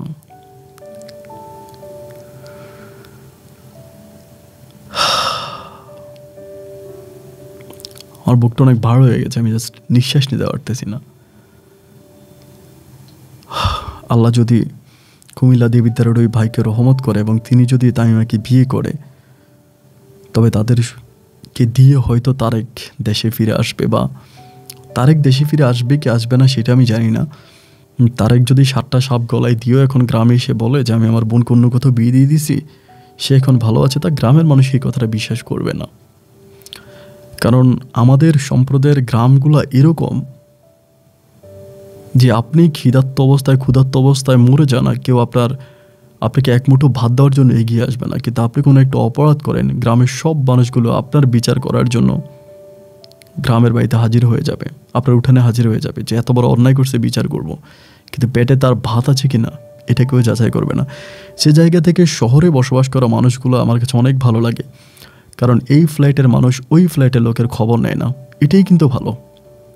আমি অনেক বছর মিডল ইস্টের বিভিন্ন দেশে ছিলাম। আমি ওমানের কথা বলে, আমি ওমানেও ছিলাম অনেক দিন, বাট ওমানেও আমি এই জিনিসটা দেখেছি যে এই বিল্ডিংয়ের মানুষ ওই বিল্ডিং সম্বন্ধে জানে না, ওই বাড়ির মানুষ মারা গেলেও এই বাড়ির মানুষ কিন্তু জানে না। তাতে ওই দেশগুলোতে কী হচ্ছে জানেন, মারামারি নেই, কোনো হিংসা বিদ্বেষ নাই, কোনো কোবাকবি নাই, কোনো হানাহানি নেই, তারা ভালো আছে। প্রতিবেশীর প্রতি সম্মান এভাবে দেখাইতে বলে নেই যে প্রতিবেশীর দোষটা 10 জনের কাছে বলে প্রতিবেশীর 12টা বাজিয়ে দেওয়া, প্রতিবেশীরে মারতে যাওয়া, তার সাথে জায়গা নিয়ে পিটাপিটি করা, এটা কিন্তু প্রতিবেশীর শিক্ষা না। আপনারা হয়তো অনেকেই গর্ব করে বলে আমাদের গ্রামের সব মানুষ একরকম, আমরা সবাই সবার সুখে দুঃখে এগিয়ে আসি। আসলে সুখে দুঃখে না, সবাই সবাইকে বাঁশ দেওয়ার জন্য প্রস্তুত থাকে। গ্রামীণ আইনে, গ্রামীণভাবে কিছু ময়মুরব্বী আছে, কিছু মানুষ আছে যারা পুরো গ্রামটাকে নষ্ট করে দিচ্ছে। এবং এটা শুধু আমার গ্রাম আপনার গ্রাম বলে নয়, গোটা বাংলাদেশের একই চিত্র। গ্রামীণ আইন বলতে একটা শব্দ আছে, এটা যেদিন মুছে যাবে, গ্রামের আইন বলতে কোনো কথা থাকবে না, গ্রামের কোনো মেম্বার থাকবে না, গ্রামের কোনো সর্দার থাকবে না, এই জিনিসগুলো যেদিন বন্ধ হয়ে যাবে সেদিন গ্রাম থেকে এই ধরনের খারাপ কাজগুলো উঠে যাবে। গ্রামের বর্তমান পরিস্থিতি খুবই খারাপ বন্ধুরা, অনেক খারাপ। বিশ্বাস করবেন না যে গ্রামে একটা মানুষ অপরাধ না করলে সে অপরাধী হয়ে যায়, এবং একজন মানুষ আরেকজন মানুষের পিছনে লেগেই আছে। সবাই মনে করেন গ্রাম ভালো, সত্যিকার অর্থে গ্রামে যারা বসবাস করে তারা জানে যে শহরের তুলনায় গ্রাম কত গুণ খারাপ। শহরে মানুষের প্রতি মায়া আছে, কিন্তু গ্রামে মানুষের প্রতি হিংসা আছে। শুনতে খারাপ লাগলেও এটাই বাস্তব, আর বিশ্বাস না হলে আপনি প্র্যাকটিক্যালে এসে দেখে যান। সবাই ভালো থাকবেন, সুস্থ থাকবেন, এবং হৃদয় বিদারক এই গল্প নিয়ে যদি আপনার কোনো মন্তব্য থেকে থাকে কমেন্ট বক্সে লিখবেন, আমি চেষ্টা করবো রিপ্লাই করার জন্য। আজ এখানে বিদায়, আল্লাহ হাফেজ এন্ড আসসালামু আলাইকুম।